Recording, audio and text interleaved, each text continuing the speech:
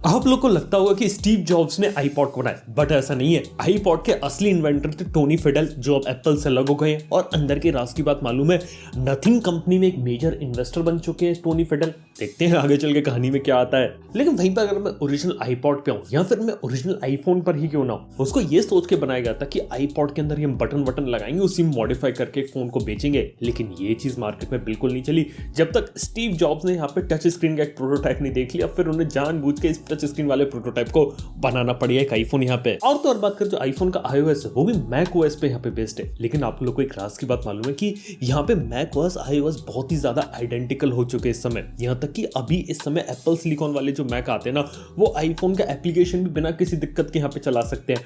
और आने वाले फ्यूचर में क्या पता आईफोन के अंदर मैक का एप्लीकेशन भी चल जाए। ऐसी कुछ चीजें हो सकती है क्योंकि सिमिलर कोड बेस शेयर करते हैं और एक ही जैसा ऑपरेटिंग सिस्टम दोनों ही जगह आपको यहाँ पे देखने को मिल रहा है आप लोगों को। लेकिन मैं एप्पल की सबसे फेमस चीज के बारे में बात करूं, यानी कि मिस्टर जॉब्स के बारे में, तो स्टीव जॉब्स के दो ऐसे प्रोजेक्ट थे जो उनके ड्रीम थे, वो पूरा करना चाहते थे लेकिन वो उन्हें कर नहीं पाए। और उसके बाद आज भी एप्पल में आग लगी हुई है उन दो प्रोजेक्ट्स के पीछे।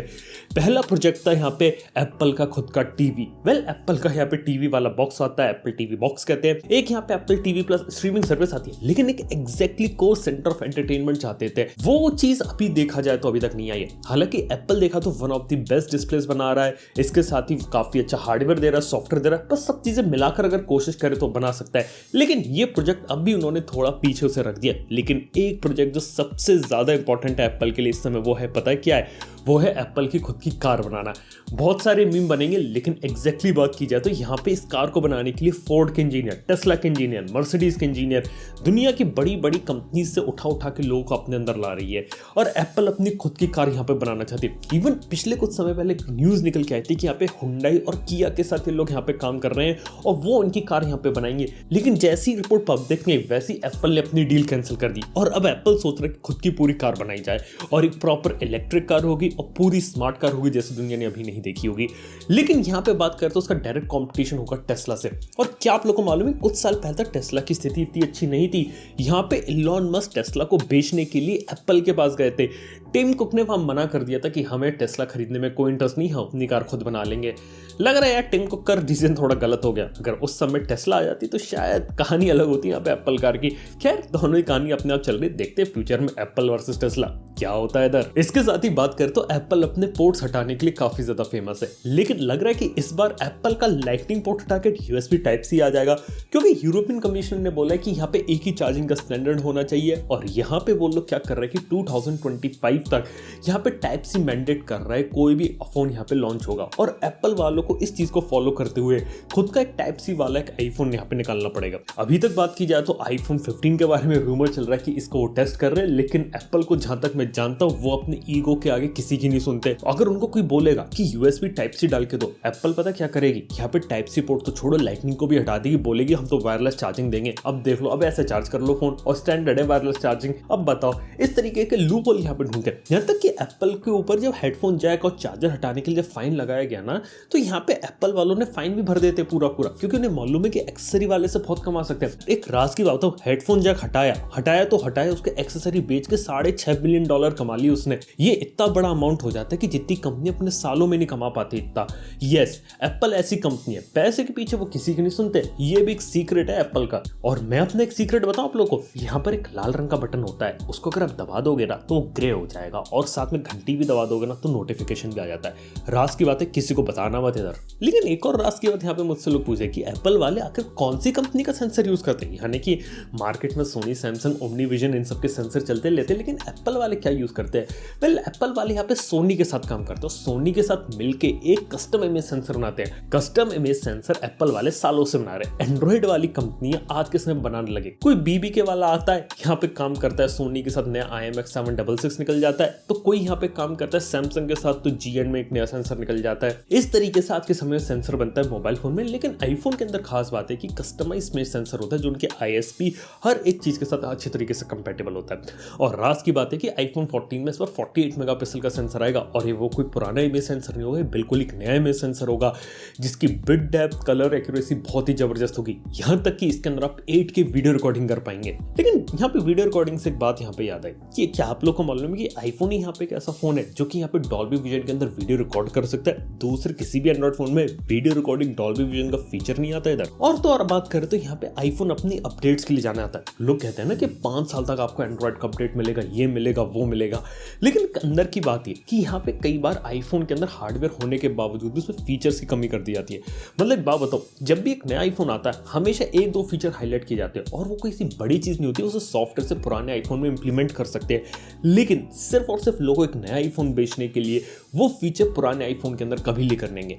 iOS के कुछ फीचर आएंगे लेकिन जो फीचर नए आईफोन में एक्सक्लूसिव है वो वहीं रहेगा। आप खुद देख लेना, आईफोन 14 में कुछ ऐसी चीजें आएंगी जो सॉफ्टवेयर बेसिस पे होंगी और चाहे तो वो आईफोन 13 में डाल सकते हैं, लेकिन कई बार डालते नहीं इस टाइप की चीजें। ऐसी हरकतें बहुत करता है एप्पल ताकि लोगों को सॉफ्टवेयर के दम पर भी एक नया फोन बेचा जा सके। और इसी के साथ ही बात करें तो एप्पल वाले हमेशा बोलते हैं आईपैड जो है वो एक रिप्लेसमेंट है कंप्यूटर का। मतलब what is a computer, iPad होता है। लेकिन अंदर की बात है कि आईपैड को एप्पल यहाँ पे खुद समझता नहीं कि यहाँ पे मैकबुक पीसी को रिप्लेस कर देगा। आईपैड को बनाया गया था आईफोन और जो मैक होता है उसके बीच में, लेकिन आज के समय में एप्पल का जो हार्डवेयर होता है वो आ गया, सॉफ्टवेयर आ गया, लेकिन तब भी इस तरीके से उसे प्लेस किया गया है कि उसके अंदर अच्छा हार्डवेयर होने के बावजूद भी उसका सॉफ्टवेयर अच्छे तरीके से यूटिलाइज ना कर पाए, ताकि जो लोग हैं वो यहाँ पे रिस्ट्रिक्शंस वगैरह देखें उसके अंदर, आईपैड के अंदर, और उसके बाद उनके महंगे मैकबुक को जाके ले। ये है एप्पल के पीछे की पूरी कहानी। और यहाँ पे आगे बढ़ने से पहले मेरा एक छोटा सवाल है, क्या आपने एप्पल स्टोर इंडिया का apple.com जो लिखते हैं उस साइट से कुछ ऑर्डर किया है आप लोगों ने? वेल, अगर आप लोग यहाँ पे ऑर्डर करने जाओगे तो इस समय वेटिंग पीरियड बहुत लंबा है। कुछ प्रोडक्ट्स तो यहाँ पे जल्दी मिल जाते हैं, लेकिन अगर आपको कुछ यूनिक चीज चाहिए ना, 2 महीने, 3 महीने, 4 महीने की वेटिंग और डिलीवरी पीरियड आ रहा है। मतलब अगर आपको top of the line Mac Studio चाहिए, आपको बहुत सारा पैसा तो लाखों रुपए देने पड़ेंगे, उसका कई महीनों तक इंतजार करेगा आने के लिए। इसके पीछे का रीजन है कि काफी सारे एप्पल के प्रोडक्ट जो रहते हैं ना वो इंडिया में नहीं बनते, या फिर इंडिया में उनका स्टॉक होता ही नहीं है। अगर आप कोई चीज ऑर्डर करोगे वो चाइना जाएगी फैक्ट्री में फिर आपके रिक्वायरमेंट के हिसाब से वो बनेगा, उसके बाद इंडिया में वो शिप होगा, और जब जाएगा, आएगा, बनेगा, शिप होगा, इसमें तो कहीं टाइम लग जाएगा। और आज के समय जो चिप शॉर्टेज वगैरह चल रही है उस चक्कर में भी यहाँ पे काफी ज्यादा समस्याएं आ रही हैं। तो हाँ, इस टाइप की चीजें रहती है जिससे काफी ज्यादा डिले लगता है। और अगर आप एप्पल का प्रोडक्ट यहाँ पे अगर आप ऑर्डर कर रहे हैं तो कुछ सर्टेन चीजों को आने में महीने भी लग जाते हैं और लोगों का जो सारा पैसा कई महीनों तक फंसा रह जाता है। ये है एक पीछे की कहानी। लेकिन इसके साथ ही बात करें आईफोन का सबसे बड़े फेलियर की, वेल बात करें तो आईफोन 12 मिनी, आईफोन 13 मिनी एक काफी बड़े डिजास्टर यहाँ पे साबित हुआ एप्पल के साथ। लेकिन बात यहाँ पे है कि एप्पल का जो मोस्ट अनसक्सेसफुल आईफोन है वो एप्पल का आईफोन 5C है। एक जमाने में आईफोन 5 के बाद उतारा गया था। उसके अंदर बोला गया था कि सस्ते में आप आईफोन का मजा ले लेकिन पीछे का पॉलीकार्बोनेट बैग, डिजाइन, पता नहीं क्या चीज लोगों को पसंद है, लेकिन मार्केट में कभी आईफोन 5C चला नहीं। काफी रेयरेस्ट आईफोन हो जाता है इस चक्कर में ये। और ऐसी बात करें जो एप्पल के लिए एक जमाने में मोस्ट सक्सेसफुल प्रोडक्ट आईपॉड था, और अब आईपॉड की कोई वैल्यू नहीं और आईपॉड को पूरी तरीके से खत्म कर दिया, क्योंकि एप्पल का मानना है कि आईपॉड लेने का क्या फायदा, जब आप सस्ते में आईफोन ले सकते हैं तो आईपॉड की क्या जरूरत। वेल, देखा तो आईपॉड से गाने सुनने के लिए था, और आईपॉड टच और आईफोन में डिफरेंस ये था कि एक में सिम लगती है, एक में सिम नहीं लगती। एप्पल को शायद बात फ्यूचर में समझ में आ गई, इसलिए आईपॉड को हटा के सीधे सिम वाला आईपॉड यानी कि आईफोन यहाँ पे बेच रहे हैं। लेकिन जब भी आप कोई एप्पल का प्रोडक्ट लेते तो अंदर एक ऐप आती, वो आती है एप्पल टीवी की। यहाँ तक कि एप्पल टीवी के अंदर एप्पल टीवी प्लस जो कि खुद की स्ट्रीमिंग सर्विस है एप्पल की, वो उन्होंने लॉन्च करी है। लेकिन उसके अंदर बहुत ही यूनिक चीज है यहाँ पे। मतलब कि अगर एप्पल टीवी प्लस का कोई शो आप देखोगे तो हमेशा जो विलन होता है ना वो एंड्रॉइड यूज करता है, लेकिन जो हीरो होता है वो हमेशा आईफोन यूज करता है, ये दिखाने के लिए कि एंड्रॉइड किसका है, आईफोन किसका है। ये एप्पल यहाँ पे खेल खेलती है और कभी भी विलन के हाथ में आईफोन आपको देखने को मिलेगा ही नहीं। यहाँ तक कि विलन के अड्डे पर भी शायद सारे के सारे जो लोग हैं वो नॉर्मल पीसी चला रहे हो, लेकिन हीरो के पूरे गैंग में सबके पास मैक होगा।